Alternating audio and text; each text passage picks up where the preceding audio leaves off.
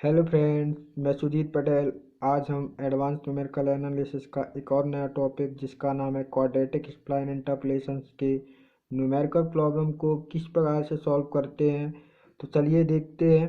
हमारे पास क्वेश्चन है given the data x के corresponding value 0 1 2 3 and F x के corresponding value 1 2 33 244 fit quadratic spline with ham 0 is equal to f double dash 0 is equal to 0, hence find an estimate of 2.5। Function 2.5 की value हमको find करना है। तो solution देखते हैं friends. Quadratic spline interpolation को solve करने के लिए की प्रॉब्लम को सॉल्व करने के लिए हमें 3 स्टेप्स फॉलो करने पड़ेंगे। सबसे पहले हमें स्प्लाइन अप्रॉक्सीमेशन लिखना पड़ेगा, मतलब क्वाड्रेटिक स्टैंडर्ड क्वाड्रेटिक पॉलिनोमियल लिखना पड़ेगा। p1x is equal to a1x square plus b1x plus c1 and p2x is equal to a2x square plus b2x plus c2 and p3x is equal to a3x square plus b3x plus c3। हम तीन ही approximation क्यों लिख रहे हैं? क्योंकि हमारे पास data जो given है वहाँ हमें 3 इंटरवल मिलेंगे। फर्स्ट 0 से 1, सेकेंड 1 से 2 एंड थर्ड 2 से 3। ठीक है।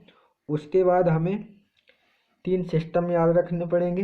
फर्स्ट सिस्टम है b1x0 plus c1 is equal to f1, b1x1 plus c1 is equal to f1 and second system a2x1 square plus b2x1 plus c2 is equal to f1 and a2x2 square plus b2x2 plus c2 is equal to f2 and 2a2x1 plus b2 is equal to 2a1x1 plus b1 and third system हमें ध्यान में रखना पड़ेगा friends. a3x2 square plus b3x2 plus c3 is equal to f2 and a3x3 square plus b3x3 plus c3 is equal to f3। 2a3x2 plus b3 2 is equal to 2a2x2 plus b2। मतलब friends हम इन 3 system के through हमें value मिलेगी काय की a1 b1 c1 a2 b2 c2 and a3 b3 c3। जब ये तीनों वैल्यू हमें इन सिस्टम के थ्रू मिलेगी तो हम इन्हें अप्रॉक्सीमेशन स्प्लाइन अप्रॉक्सीमेशन में रख देंगे a1 b1 c1 a2 b2 c2 a3 b3 c3 की वैल्यू। ठीक है फ्रेंड्स। अब बात आती है हमें यहाँ x0 की वैल्यू है f1 की वैल्यू, तो हम इस डाटा से x0 f1 की वैल्यू इन सिस्टम में रखेंगे। तो हमने क्या कंसीडर किया, मतलब हमारा जो फर्स्ट पॉलिनोमियल है स्टैंडर्ड पॉलिनोमियल 0 से 1 के लिए है, 1 से 2 के लिए, 2 से 3 के लिए है। सिंस अब हमको दिया है चूँकि m0 is equal to f double dash 0 is equal to 0। तो फ्रेंड ध्यान रखना, जब इस प्रकार से दिया रहे हमको क्वेश्चन में m0 इज इक्वल टू 0 तो हमें क्या करना है, late a1 is equal to 0 मानना है। क्या a1 की जो वैल्यू हमें 0 मानना है एंड यूज करना है हमें क्या डाटा से x0 की value 0, x1 1, x2 2, x3 3 and f1 मतलब 1, f2 मतलब 2, f0 मतलब 1, f0 इज इक्वल टू 1 मानेंगे, f1 is equal to 2 and f2 is equal to 33 and f3 is equal to 244। ठीक है। अब हम सॉल्व करते हैं फर्स्ट सिस्टम को। तो वी है हम देखेंगे फर्स्ट सिस्टम में हम किसकी वैल्यू रखेंगे, x0 f1 की वैल्यू रखेंगे तो हमारे पास c1 की वैल्यू निकल के आ जाएगी। क्योंकि x0 की वैल्यू यहाँ 0 होगी तो b1 क्या हो जाएगा, पूरा 0 हो जाएगा। तो हम x0 f1 की वैल्यू हमने रखा ये, तो c1 निकल के आया। ठीक है। अब सेकेंड सिस्टम में हम x1 की वैल्यू रखते हैं, x1 की वैल्यू 1 रखा एंड f1 की वैल्यू हमने रखा 2 और c1 भी है तो c1 की वैल्यू अभी हमने फाइंड किया 1। इस प्रकार हम वैल्यू रखेंगे तो हमें b1 की वैल्यू निकल आएगी। तो हमने फर्स्ट सिस्टम सॉल्व करके c1 और b1 की वैल्यू फाइंड कर लिया। अब हमारे पास सेकेंड सिस्टम है, ये सेकेंड सिस्टम। अब यहाँ हमको वैल्यू रखना है x1 की, f1 की और यहाँ x2 की, f2 की, और ज़रूरत हमें यहाँ x1 की है और a1 की है। ठीक है फ्रेंड्स, और b1 की है। तो हमने यहाँ से x1 x2 की वैल्यू रखा और ध्यान देने वाली बात है हमने यहाँ a1 मतलब माना था 0, तो यहाँ a1 की वैल्यू क्या रख देंगे, 0 रख देंगे एंड b1 की वैल्यू हमने अभी फाइंड किया क्या 1, तो हम b1 की वैल्यू 1 रख देंगे। इस प्रकार सॉल्व करके हमें एक सिस्टम मिल जाएगा a2 plus b2 plus c2 is equal to 2 and 4a2 plus 2b2 plus c2 is equal to 33, 2a2 plus b2 is equal to 1।